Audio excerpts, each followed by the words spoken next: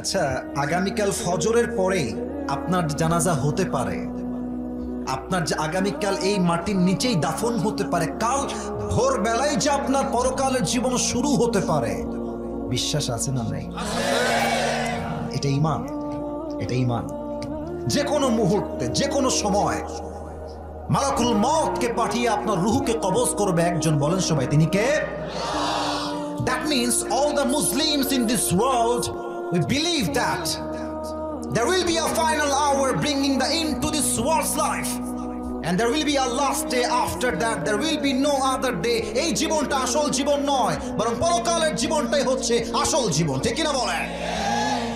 এক নাম্বার গেল। দুই নাম্বারে আসেন, এবার একটু মেধা খাটিয়ে উত্তর দিবেন, ভুলে ভালে আবেগে উত্তর দিবেন না। বলেন তো, আমরা এখন যে জীবনে আছি এটা কি পরকাল না ইহকাল? Right answer. আর একটু জোরে, পরকাল না ইহকাল? এবার বলেন, দুনিয়ার জীবন কি বেশি উত্তম না পরকালের জীবন বেশি উত্তম? সন্দেহ আছে মনে হলো। আর একবার, দুনিয়ার জীবন বেশি উত্তম না পরকালের জীবন বেশি উত্তম? কোরআনে আল্লাহ তাআলা বলেছেন 30 নম্বর পারা সূরাতুদ দুহার ভেতরে আল্লাহ তাআলা বলছেন, বান্দা শোনো শোনো, ওয়ালাল আখিরাতু খায়রুল লাকা মিনাল উলা। ও আমার বান্দা, দুনিয়ার জীবন যত চাকচিক্য হোক না কেন, দুনিয়ার জীবন যতই সুন্দর হোক না কেন, দুনিয়ার জীবনটা উত্তম জীবন নয়, বরং দুনিয়ার জীবনের চাইতে আখিরাতের জীবনকে 1000 গুণ বেশি উত্তম করে বানিয়েছে একজন। তিনি কে? The life of hereafter is much more better than this worldly life. আল্লাহ বলছেন, বান্দা, দুনিয়ার জীবনটা উত্তম জীবন নয়, বরং দুনিয়ার চাইতে আমি আল্লাহ তাআলা আখিরাতের জীবনকে 1000 গুণ বেশি উত্তম করে বানিয়েছি। সুবহানাল্লাহ বলেন। লাস্ট কোয়েশ্চেন, শেষ প্রশ্ন, দেখা যাক আপনারা পারেন কিনা। আশা করছি পারবেন। আচ্ছা, আমার দিকে সবাই একবার তাকান তো, যারা চেনেন যারা চেনেন না সবাই তাকান। আচ্ছা প্রিয় ভাইরা, আমার চেহারা সুন্দর না অসুন্দর তা বলার জন্য তাকাতে বলি নাই। কোয়েশ্চেন ইজ ডিফারেন্ট, ভিন্ন প্রশ্ন।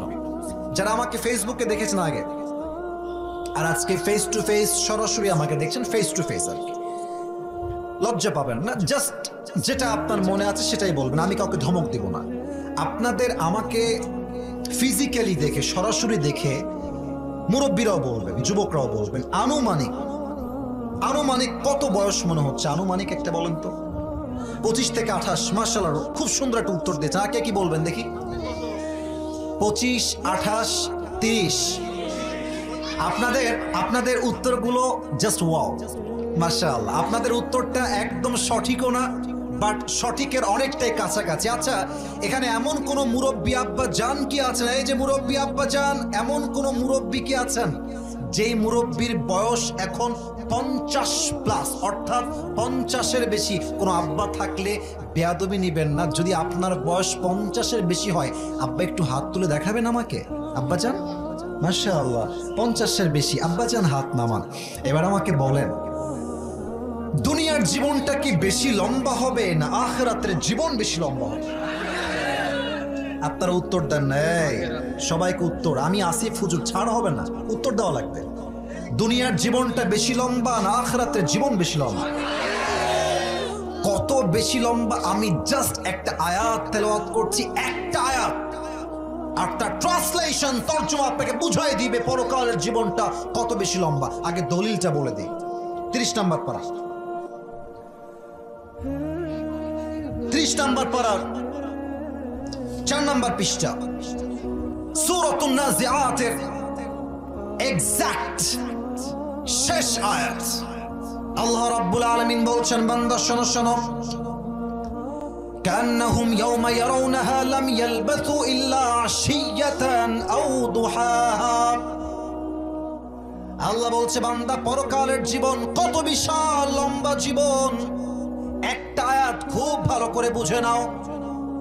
যেই মুরব্বীর বয়স আজকে 50 বছর, আমার যেই শ্রমিক আব্বা জানের বয়স আজকে 60 বছর, যেই মুরব্বী নানির বয়স আজকে 80 বছর হয়ে গিয়েছে, আল্লাহ বলছে 80 বছরের মুরব্বী আব্বা জান, 80 বছর আম্মা জান যেই দিন মারা যাবে, পরকালের জীবনটা যেদিন থেকে শুরু হয়ে যাবে, 80 বছর যার বয়স ছিল, 100 বছর যার বয়স ছিল, ওই মুরব্বী ডাক দিয়ে বলবে, আল্লাহ, আমার তো দুনিয়ার হায়াত ছিল 100 বছর, আমার তো দুনিয়ার হায়াত ছিল 80 বছর, আমার তো দুনিয়ার হায়াত ছিল 60 বছর, কিন্তু আল্লাহ পরকালের জীবন যখন থেকে দেখা শুরু করে দিয়েছি, আমার কাছে মনে হচ্ছে 80 বছরের জীবন নয়, পুরো দুনিয়ার জীবনটা ছিল একটা সকাল কিংবা সন্ধ্যার মতো। আল্লাহু আকবার।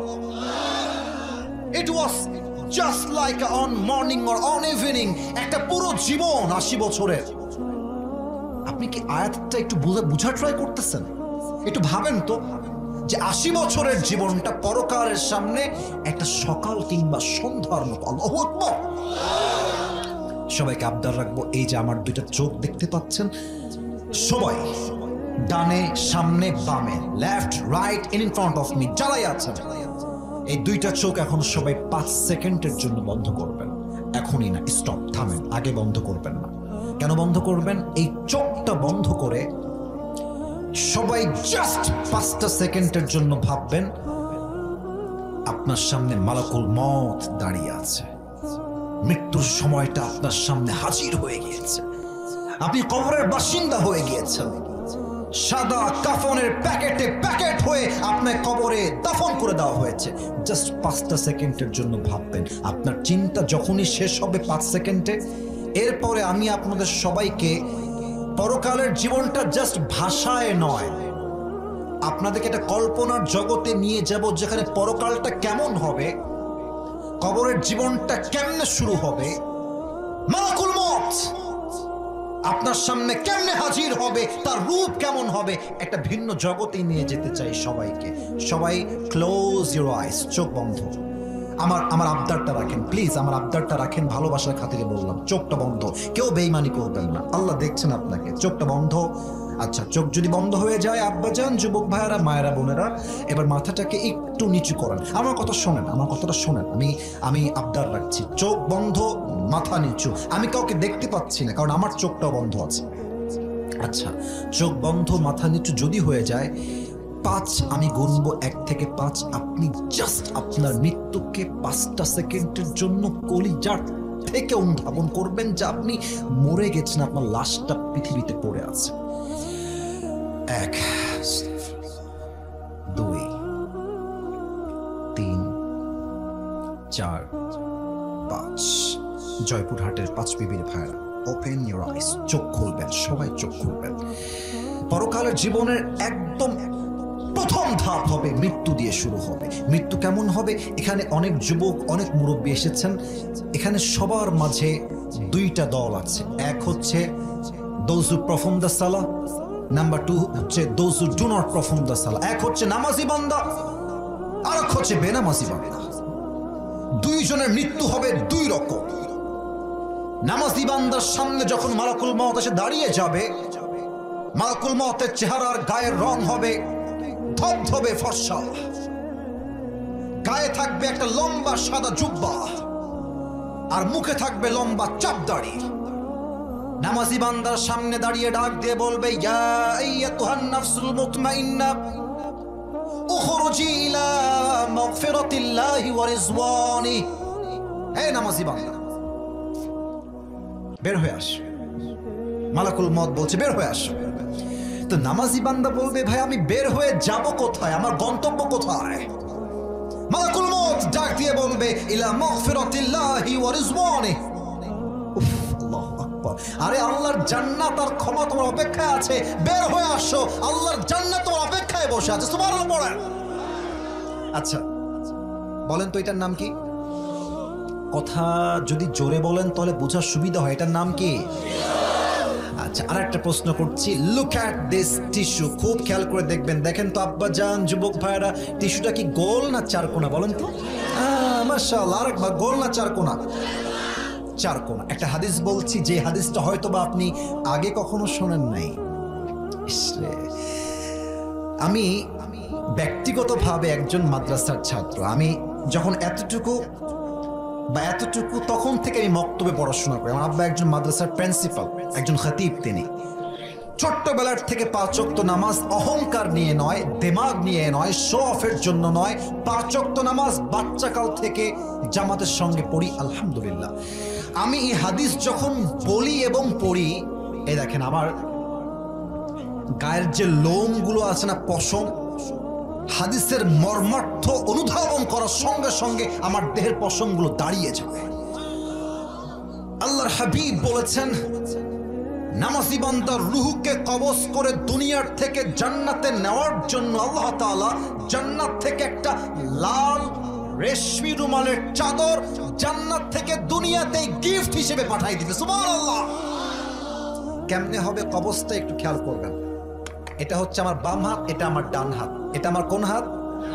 একটু বলেন, এটা আমার কোন হাত? আমাকে যতটুকু দেখা যায়, আমি এখন একটা হাদিসের ভাষ্যকে বোঝাবার জন্য অভিনয় করবো, যে জায়েজ, এটা হারাম কোনো অভিনয় নয়, জাস্ট হাদিসটাকে হাইলাইট করার জন্য। নামাজি বান্দা শুয়ে আসে তার বেডের ভেতরে, যখন তার রূহটা কবজ করা হবে, মালাকুল মাউত বাম হাত দিয়ে নয় ডান হাত দিয়ে কবজ করবেন, একদম স্মুথলি হালকা করে হাতটা বাড়ায় দিবে। যখন তার রূহটাকে বের করবে, হাদিসে আসছে নামাজি বান্দার রূহটাকে বের করা হবে এত সহজে, একটা কালো পিঁপড়া কামড় দিলে যেমন খুব বেশি একটা ব্যথা অনুভব হয় না, নামাজি বান্দার রূহটা কবজ হয়ে যাবে, নামাজি বান্দা টেরও সহজে পাবে না। সুবহানাল্লাহ। এখানে দেখেন কতগুলো যুবক দাঁড়িয়ে আছে, বসে আছে, ওই দিকে তাকান, কতগুলো যুবক দাঁড়িয়ে আছে, বসে আছে। আব্বা জান এবার আমার দিকে তাকান। একটা কথা বলছি, মাইন্ড করবেন না একদম, আমি আপনাদের পায়ে হাত রেখে বলছি, আমি আপনাদেরকে কলিজার থেকে ভালোবাসি।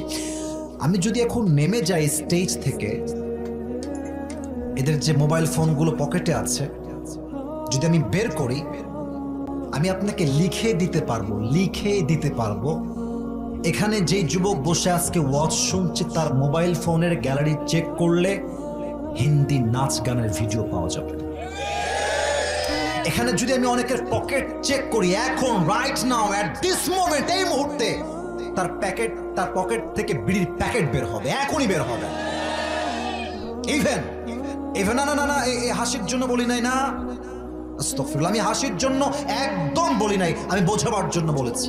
এখানে এমন শ্রোতা বসে আছে, এই যে ভাইজান না ভাইজান, এই যে ভাইজানকে ধরেন তো ভাইজান, না যেন না ভাইজান, আপনি কি ভিডিওওয়ালা নাকি ভাই? না, বসেন, কোথাও যাবেন না, কলিজার ভাই আমার। একটা লোক ডান বাম হবে, আমি ডাক দিবেন আমাকে, তাকবীর দেন, নারে তাকবীর।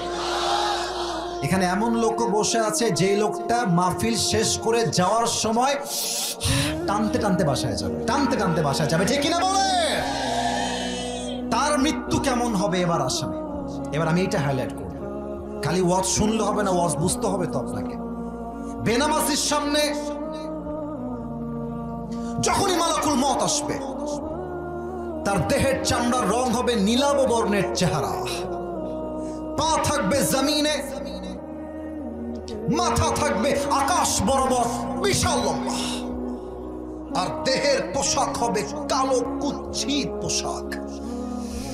বেনামাজি বান্দার সামনে যখন মালাকুল মওত দাঁড়িয়ে যাবে, বেনামাজি মালাকুল মওতের চেহারা দেখার সঙ্গে সঙ্গে তার চোখটা উল্টে যাবে, দেহের প্রত্যেকটা অঙ্গ প্রত্যঙ্গ থর থর থর থর থর থর করে কাঁপবে। মালাকুল মওত বেনামাজির চোখের দিকে এক ভয়ঙ্কর রূপ দিয়ে তাকিয়ে থাকবে আর ডাক দিয়ে বলবে, ইয়া আইয়াতুহান নাফসুল খাবিথা উখরুজি ইলা গাযাবিল্লাহ। এই বেনামাজি বাচ্চা, বের হয়ে আয়, বের হ। একটা ধমক খেয়ে বেনামাজির ঠোঁটের ডান দিক থেকে লালা বের হবে, সাদা সাদা ফেনা বের হওয়া শুরু হয়ে যাবে, থর থর থর থর করে কাঁপবে। আর হাদিসে আসছে, বেনামাজি যখন থরথর করে কাঁপবে, মালাকুল মওত বলবে, উখরুজি ইলা গাযাবিল্লাহ, বের হয়ে আল্লাহর গজবের দিকে। রূহটা বের হবে না, আর যখন বের হবে রূহটা ছিঁড়ে বের হবে। একবার ডান দিকে দৌড় দিবে, বাম দিকে দৌড় দিবে, পেছনের দিকে দৌড় দিবে।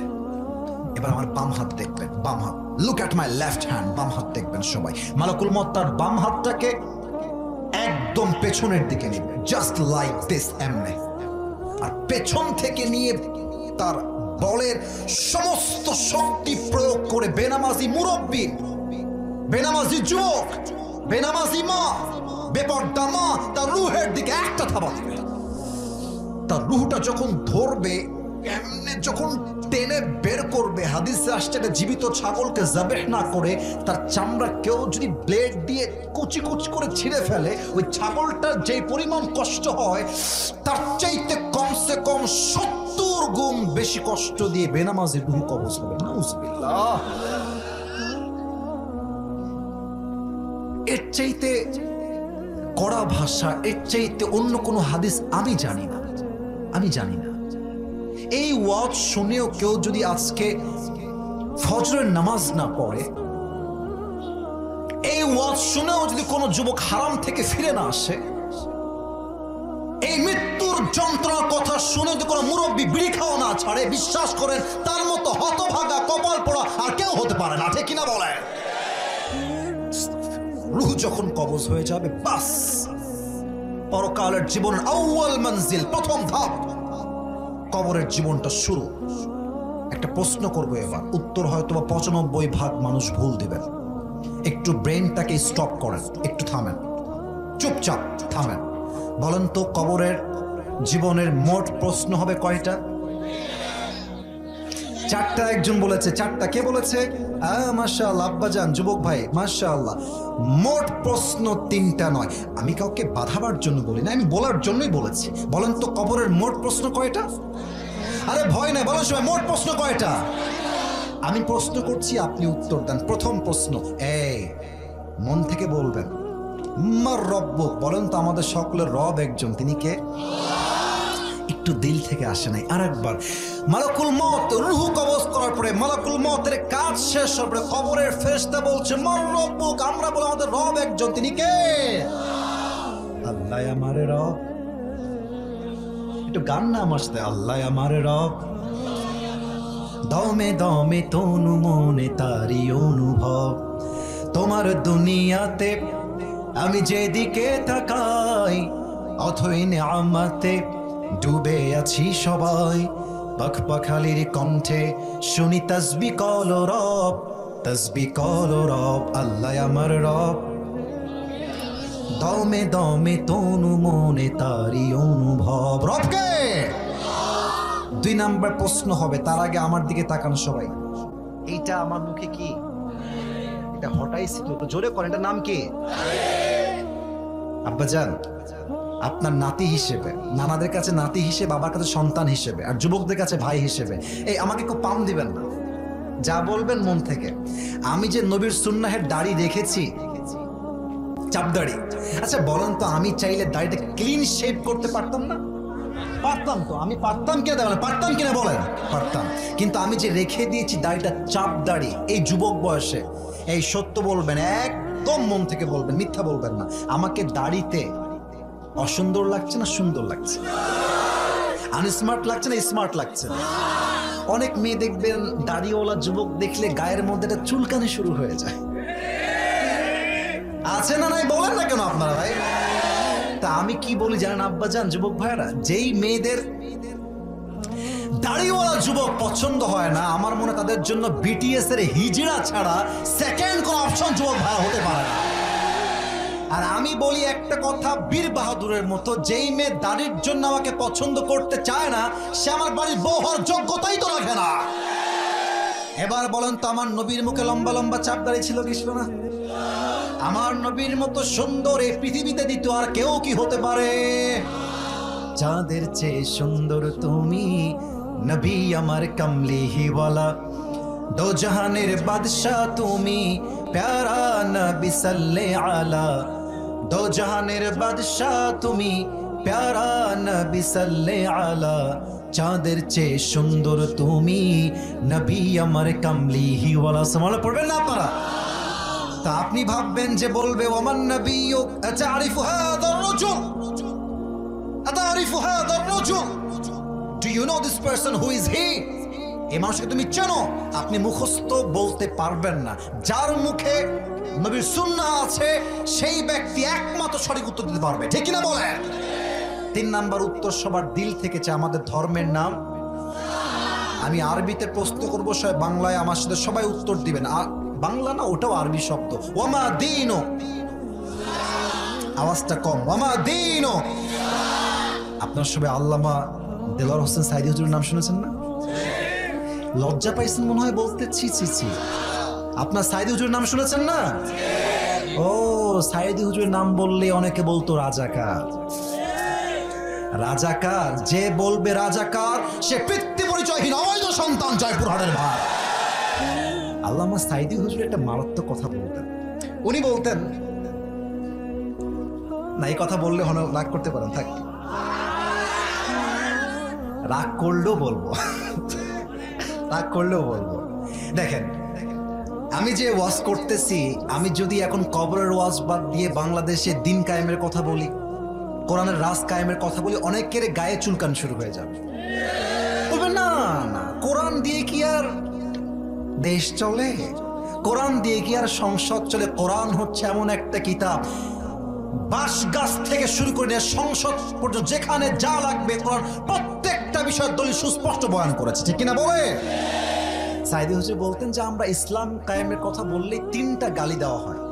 আমি গালিগুলো 1, 2, 3 করে বলছি, দেখা যাক আপনারা আমার কথাগুলোকে ঠিক বলে অ্যাপ্রিসিয়েট করতে পারেন কিনা। 1 নাম্বার গালি হচ্ছে জঙ্গিবাদ, 2 নাম্বার গালি হচ্ছে রাজাকার, 3 নাম্বার গালি হলো মৌলবাদ। কমন গালি মৌলবাদ। আচ্ছা মুরব্বী আব্বাজান, আমার মায়েরা বোনেরা, আমার কলিজার টুকরা যুবক ভাইরা, দেখো তো, মৌলবাদ শব্দের শুরুটাই হয়েছে মৌল দিয়ে। সাইদি হুজুর বলতেন মৌল আসছে মূল থেকে। বলেন তো মৌল আসছে কি থেকে? একটু জোরে, মৌল আসছে কি থেকে? মূল মানে কোরআন, মূল মানে হাদিস, মূল মানে আল্লাহ তাআলা, মূল মানে হিজ লাস্ট মেসেঞ্জার মুহাম্মদ সাল্লাল্লাহু আলাইহি ওয়াসাল্লাম। সাইদি হুজুর বলতেন, যারা আমাদেরকে মৌলবাদী বলে গালি দাও, আমরা রাগ করি না, কারণ আমরা মূলবাদী। আর যারা মৌলবাদী বলে গালি দাও, তারা সব আগাবাদী। এবার বলেন, গাছের আগায় শক্তি বেশি হয় না গোড়ায়? এত আস্তে কেন? আগায় না গোড়ায়? উনি বলতেন তোমরা থাকো গাছের আগায়, আমরা ইসলামপন্থী, আমরা থাকি গাছের গোড়ায়। চুপচাপ গাছের আগায় বসে থাকো। বেশি বাড়াবাড়ি করবা, জুলুমের রাজনীতি করবা, আলেমদেরকে ধরে জেলখানায় বন্দী করবা, বেশি বাড়াবাড়ি করলে দেশের 16 কোটি মানুষ মিলে গাছের গোড়ায় একটা ঝাঁকুনি মারবে, মামুর বাড়ি দিল্লি গিয়ে পড়বা, দিল্লি গিয়ে তারা সবাই পড়েছে। ওনার প্রত্যেকটা কথা আজকে বাংলার মাটিতে বাস্তবে রূপ ধারণ করেছে, ঠিক কিনা বলে? এবার বলেন তো আরেকবার আমাদের ধর্মের নাম। 3টা প্রশ্ন শেষ, এবার আসবে 4 নাম্বার প্রশ্ন। ফেরেশতা বলবে, কি রে বাবা, এ তো একটাও আটকায় না, ব্যাপার স্যাপার কি? তো ফেরেশতা বলবে, আরে বাবা তুমি এত কিছু জানো কেমনে? ওয়ামা ইলমুক, what's the source of your knowledge? তোমার জ্ঞানের উৎস কোথায়? আমরা বলবো জ্ঞানের উৎস একটা কিতাব, কিতাবটার নাম। আল্লাহ বলবে, এই ফেরেশতা থামো থামো থামো, এই ফেরেশতা থামো, সব থামো। আর কোনো প্রশ্ন না, আমার বান্দার কবরটাকে জান্নাতের বাগান বানায় দাও, আমার বান্দার কবরটাকে 70 গজ লম্বা করে দাও। সুবহানাল্লাহ পড়েন। এবার সবাই 2 হাত তোলেন। Everyone raise your 2 hands. মাশাআল্লাহ, 2 হাত তুলেছেন সবাই। একটু গাটা নাড়াচাড়া দেন, একটু এরকম, মাশাআল্লাহ। এবার একটু কাশি দেন সবাই, হাত একটু পরে, হাত একটু পরে। আপনারা কি মরে গেছেন না বেঁচে আছেন? একটা কথা ছোট্ট করে বলে ফেলি, হাতটা একটু উপরে রাখবেন, হালকা করে উপরে রাখবেন। কমিটির সঙ্গে আমার ওয়াদা, আসিফ হুজুর আসবেন, 1 ঘন্টা ওয়াচ করবেন। আপনারা একমত আছেন কিনা? তারা সবাই একমত। কিন্তু যদিও আমার 1 ঘন্টা হয়ে গিয়েছে, তার বেশি হবে এখানে আসা, তবে আজকে ঘন্টা বা টাইম দিয়ে, নিয়ম দিয়ে হবে না। আজকের ওয়াজ হবে ভালোবাসা দিয়ে। আমি আরো কিছুক্ষণ ওয়াচ করতে চাই, আপনারা থাকতে চান নাকি চান না? তাহলে হাত উঁচু করে আমাকে ওয়াদা বলেন, সবাই বলেন হুজুর। বামে একটু আওয়াজ কম এসেছে, বলেন সবাই মিলে হুজুর। আমরা জয়পুরহাটের সন্তান, আপনাকে ওয়াদা দিলাম 12টা অবধি ওয়াজ শুনব, দোয়া করব, দোয়া শেষ না করে আমরা কেউ উঠে এবার আওয়াজটা জোরে চাই। আমি হাত দেখাই বলবো, আপনারা এমনি হাত দেখাই বলবেন যাব না। আওয়াজটা একটু কম হয়ে গেছে, আর একটু লাগবে। যাব না বলেন সবাই আওয়াজ করে ইনশাআল্লাহ। হাত নামা। যদি কেউ উঠে যায়, হাদিসে আসছে লা ঈমান আলাহ লিমান লা আমান আলাহ, যার ওয়াদার ঠিক নাই, যার কথার ঠিক নাই, তার ঈমানের ঠিক নাই। ঠিক কি না বলেন? তাকবীর দেন, নারে তাকবীর। এই পিচ্চি পিচ্চি পিচ্চি, এ তোর বিয়ে হবে না বাবা, বসে পড়। একটু একটু তোমার ওয়াশরুমে গেল একটু, এই তো আর কিছু সময়। তাকবীর দেন সবাই, নারে তাকবীর। তো কবরের জীবনে যাওয়ার পরে পরকালের জীবনটা সম্পূর্ণরূপে শুরু হবে। আর এই পরকালের জীবনটাকে আল্লাহ তাআলা মোট 3টা ভাগ করেছেন। এই জয়পুরের ভাইরা, হাসি কার্যকলাপ চলবে না। সামনে তোমরা ক্যামেরাম্যান, ক্যামেরা নামাও, মোবাইল ফোন নামাও। Down your mobile phone right now, stop it, turn off your phone right now, বন্ধ করো। যা বলি তা বোঝার ট্রাই করো। ভালোবেসে বললাম, ধমক দেই নাই। পরকালের জীবনকে আল্লাহ মোট 3টা ভাগ করেছেন। জয়পুরের এবার আমাদের শেষ বক্তব্য। 3টা ভাগ, 1 2 3। বলেন সবাই কয়টা? 1। পরকালে যে বিশ্বাস করবে তাকে বিশ্বাস রাখতে হবে, আমার দুনিয়ার জীবন যতই লম্বা হোক না কেন, আমি যখন মারা যাব, আমার মৃত্যুর পরে আমাকে আবার রুহুটা দিয়ে জীবিত করবে একজন। বলেন সবাই তিনি কে? 1 নাম্বার শেষ। 2 নাম্বার, পরকালের জীবনের 2 নাম্বার বিষয় হচ্ছে হিসাব দিবস। আপনার আমল চাই ছোট হোক কিংবা বড় হোক, প্রত্যেকটা আমলের জাররা জাররা হিসাব নিবে একজন। বলেন সবাই তিনি কে? আমার 2 হাত দেখেন তো সবাই, এটা হচ্ছে দাড়ি পাল্লা। হাত তুলতে হবে না, হাত নামান। দাড়ি পাল্লা, এটা হচ্ছে দাড়ি পাল্লার ডান পাল্লা, এটা হচ্ছে বাম পাল্লা। খুব খেয়াল করবেন। আচ্ছা, আমি আমাকে দিয়ে এক্সাম্পল দিচ্ছি। আল্লাহ বলবে আসিফ হুজুরের আমল নামাটা ওজন দাও, ওজন দেওয়া হবে।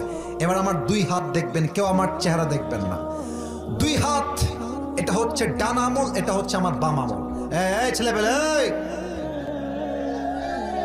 তো সাহস তো কম ধরে, তোর বিয়ে কিন্তু একদম ক্যান্সেল হয়ে যাবে রে। খবর, একজন উঠছে, ওই যে গেঞ্জি সাদা শার্ট পরেছিল মেবি। খবরদার, এদিকে তাকান সবাই। আপনারা যদি বলেন যে হুজুর একজন উঠে গেছে, দোয়া করে দেন, আমি দোয়া করে দিব। আপনি দোয়া চান না ওয়াজ চান? কোনটা চান?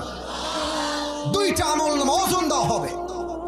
আল্লাহ বলবে হিসাব করে দেখো কোন আমলটা ভারী হয়ে যায়।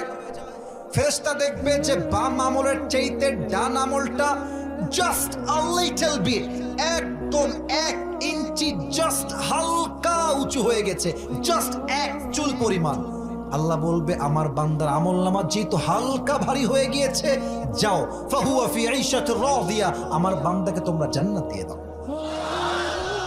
আচ্ছা, আপনারা পাকিস্তানের একজন টপ ফেমাস স্কলার, বড় একজন আলেম, তার নাম হলো মাওলানা তারিক জামিল। নাম শুনেছেন কেউ কেউ আপনারা? হ্যাঁ শুনেছেন আপনারা। দেখবেন সাদা পায়জামা, পাঞ্জাবি, অলওয়েজ পাগড়ি পরে। তো সেই দিন মোবাইল ফোনটা নিয়ে জাস্ট নর্মালি ইউটিউবে ঢুকে ওয়াজ দেখতেছি। ইউটিউবে হঠাৎ করে একটা ওয়াজ আসলো পাকিস্তানি ইসলামিক স্কলার তারিক জামিলের, যে ওয়াজের টাইটেল ছিল এরকম, কিয়ামত के दिन बंदा का हिसाब कैसे होगा। কিয়ামতের দিন বান্দার আমলের হিসাব নামা কেমনে শুরু হবে।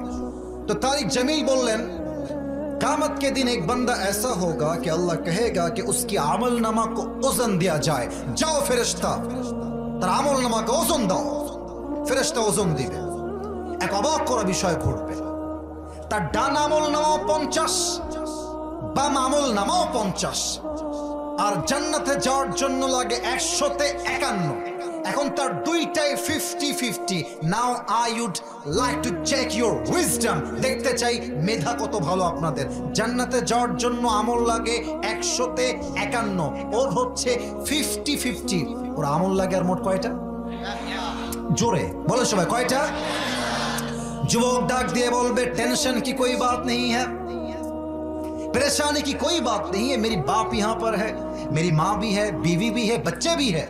मैं सिर्फ ये कहूंगा मुझे बस एक अमल की जरूरत है, मेरी बाप मुझे एक अमल देगा और मैं सीधा जन्नती बन जाऊंगा।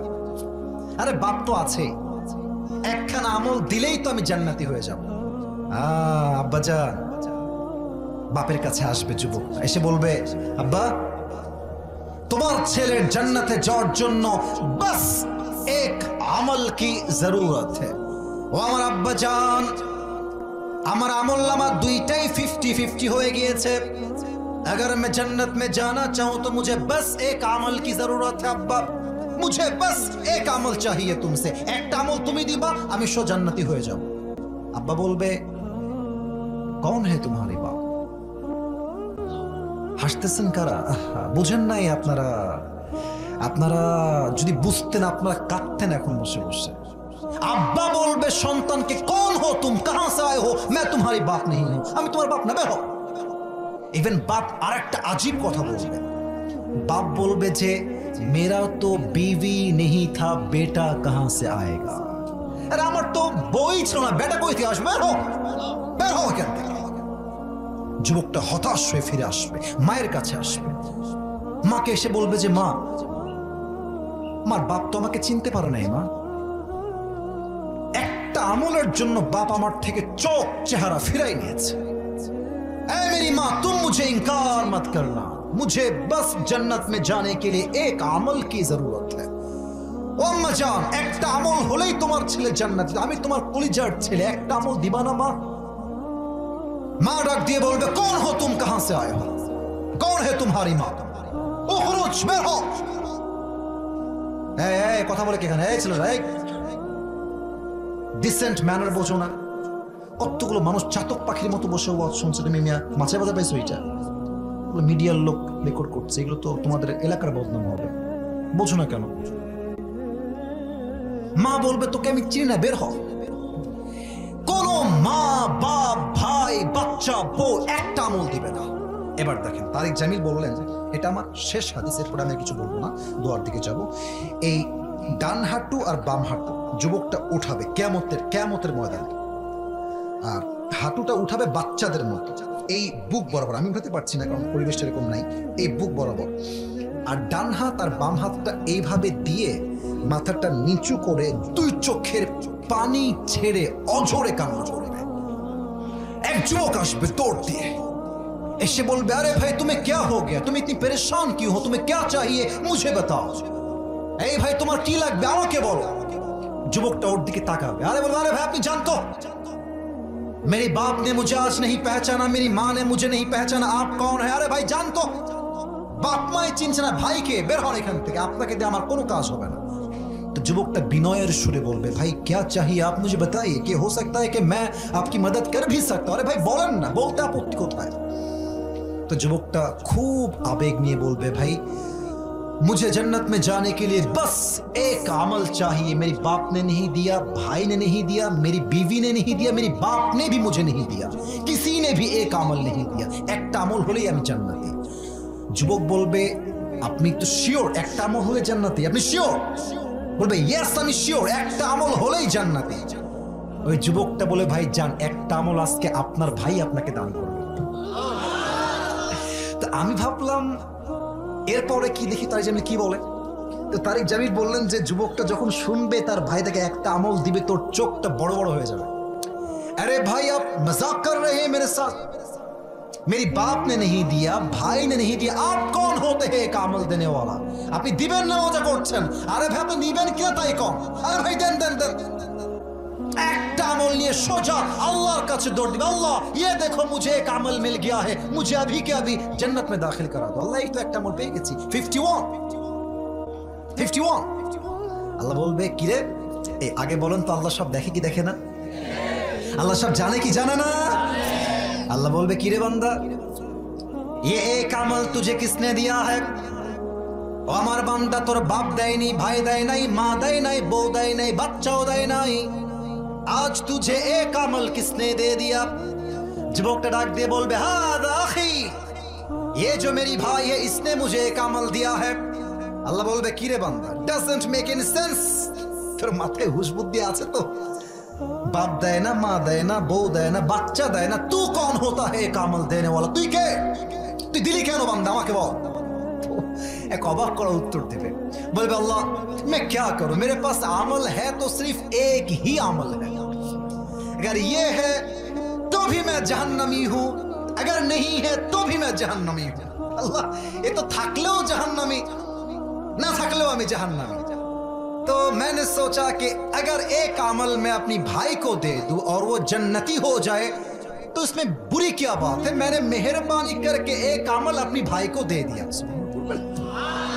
আল্লাহ দয়া করে মায়া করে আমার একটাই আমল থাকলেও জাহান্নামী ও না থাকলেও জাহান্নামী আমি ভাইকেই মায়া করে দান করে দিয়েছি। আল্লাহ বলবে ও अच्छा अच्छा इसका मतलब ये है कि तुम तुम्हारी रब से भी बड़ा मेहरबान बनना चाहते हो। नहीं अना रहमान अना रहीम I am the most merciful I am the most gracious I am the most kindful lord. मुझसे बड़ा मेहरबान और कोई भी नहीं हो सकता। मैं सबसे बड़ा मेहरबान हूं। এই বান্দা তো রবের মতো মায়াময় দয়াময় পৃথিবীর আর কেউ হতেই তো পারে না, ঠিক কিনা বলেন?